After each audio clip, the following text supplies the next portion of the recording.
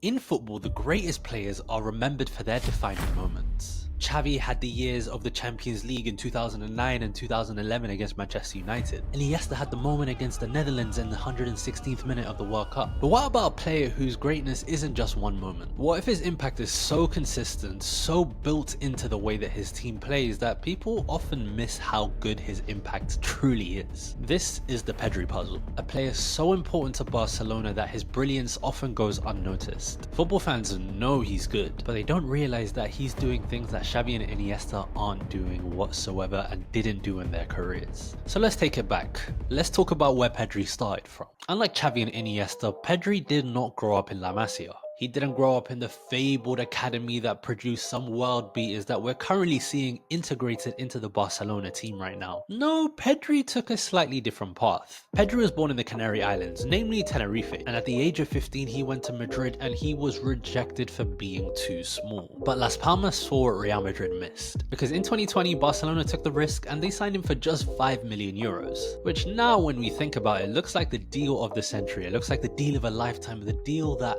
we will kind of never see again in football. And here's the thing, when you're signing a 17-year-old like Barcelona did with Pedri, they always need some time, some moments to adapt into the first 11, but Pedri was not that guy. Because from his first training session, he showed a natural understanding of space and positioning that seemed almost magical. In his first season, Pedri played 52 games for Barcelona, then immediately played another few games at the Euros and at the Olympic Games, totaling 73 matches in a season. We all remember that meme of Pedri looking so tired. But for me to answer the question of why I think Pedri will be greater than Xavi and Iniesta, we need to understand what makes Pedri special. Because look at all the big teams in the world and in the past, they all have this temporizer, they all have a player that sets the game. Someone who controls the rhythm, someone who controls the flow, someone controls the speed. They speed it up, they slow it down. Real Madrid had Kroos and Modric, Man City have Rodri, Barcelona had Xavi and Iniesta. Today, Pedri is that player. But what makes him different is that he's not just a copy of Xavi or Iniesta or Busquets, he implements all of their strengths and rolls them into one. Let's take Xavi for example. Xavi was football's perfect timekeeper. His passing was flawless and consistent. He was the metronome of that successful Barcelona team. But Pedri, he doesn't really pass like Xavi did. He's not the side to side, he's not the metronomic type of player. He does more with his passes. Where Xavi was at times slightly predictable, Pedri is surprising. Let's take the recent game against Benfica, the game of a couple of days ago. Pedri showed why he's not just a timekeeper, he's a conductor. We put out these stats right after the Benfica game, so go check it out. But we said 107 touches, 84 out of 88 passes completed, 10 ball recoveries, 5 tackles, 3 chances created. Even in that game, we're looking at a player that did some crazy recovery run, running back from the final third all the way back into his heart. So that's the thing about Pedri. Xavi, he controls the pace.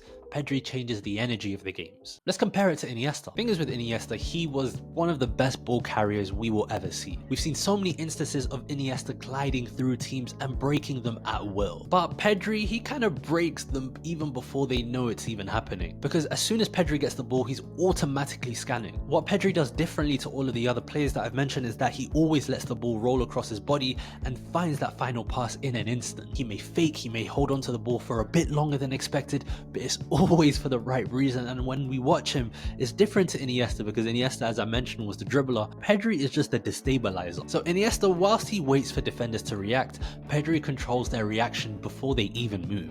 That's the sign of an unbelievable player. And let's talk Busquets, because what makes Pedri different from Xavi and Iniesta is his defensive work. He does not shy away from it. Again, against Benfica, he won 10 balls, he made 5+ tackles in a Champions League game. These are elite defensive midfielder numbers. But he's also one of the best creators in Europe. It just doesn't make sense. And if we look at it from the perspective of comparing where they were at the age of 21, 22, which where Pedri is at right now, we can see that Pedri completely blows Xavi out of the water. He's passing the ball more, he's making more key passes, he's scoring more goals, he's getting more assists, he's affecting the game more. This player, you cannot put him as a defensive mid or a central mid or an attacking midfielder. He's everything rolled into one. Pep Guardiola has always shown his interest in Pedri. Luis Enrique built the Spanish team around him. Even Xavi himself said that Pedri doesn't play like one of us, he's thinking 3 passes ahead like we try to do, but he's also winning defensive battles in ways that we rarely did. And yes, we can see Pedri's evolution under Hansi Flick this season, because under Xavi, Pedri played a lot higher up the pitch. But under Flick, Pedri now plays deeper, controlling the build-up and directing Barcelona's movements. Hansi Flick went on to say in an interview that your best technical player needs to touch the ball between 80 and 100 times per game, not 40 or 50, which was what he was averaging under Xavi. Flick wanted to reposition Pedri as his zone of influence. And under Flick, Pedri has become the player who decides how they play in every single area of the pitch. So over the next few years, as Pedri enters his prime between the 23 and the 28 years old range, his physical abilities will also improve. Because whilst Xavi mastered positioning to make up for his physical limitations, Pedri also combines this perfect positioning with athletic ability. Now, I'm not saying he's of the likes of a Bellingham or even a Matuidi back in the day who was able to recover every single ball, but don't sleep on Pedri because he is no slouch. And I think by the age of 25, he should be the undisputed leader for both Barcelona and Spain. He kinda already is. And even in terms of trophies, Pedri stands at the beginning of a golden era. They already won Euro 2024, they're likely winners of the Champions League this season, they're most likely going to win the league in my opinion.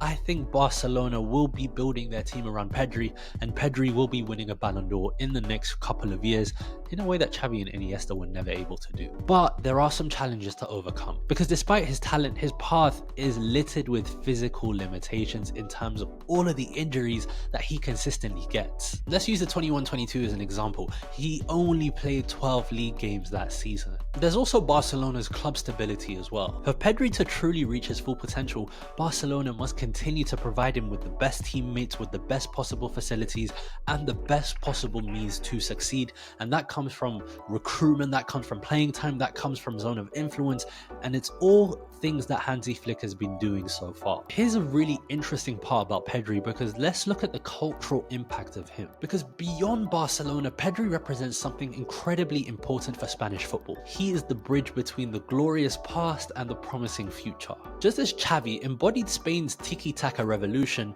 Pedri represents Spain's tactical evolution. Yes, they're keeping that technical excellence, being amazing in tight spaces, whilst also adding intensity and physical presence. Coaches across Spain now point to Pedri as the model for modern midfielders. The message in Spain's academies has changed from play like Xavi to understand the game like Pedri. Because in an era dominated by physicality and dominated by the runners and the powerful athletes, Pedri offers a different model. The smart midfielder whose game intelligence beats raw physical attributes. Because here's the most important part. Pedri won't just surpass Xavi, he'll change how we think about midfielders in their entirety. Xavi was the greatest controller in history, Iniesta was the most elegant dribbler, Busquets was the best defensive midfielder. Pedri is all 3 in 1. Because let's face it, this isn't just the future of Barcelona, it's the future of football. And when we look back at this Barcelona era, yes, we'll talk about Rafinha and Lamine Yamal, but one name will stand above the rest, and his name is Pedri. Not as the next Xavi, not as the next Iniesta, but as something football has never seen before. Football evolves through players who redefine positions. Cruyff did it as a false 9, Beckenbauer did it as a libero, Xavi did it as a positional controller. Pedri is football's next evolutionary step. The complete midfielder who combines every aspect of midfield play. Because here's the best part, his legacy won't be measured in trophies, but in how he forces us to rethink what midfield play can be. And that legacy, in changing how the sport is understood, is the rarest achievement of them all. And it's what's going to allow Pedri to stand alongside and perhaps even above the immortal Xavi in football's Hall of Fame.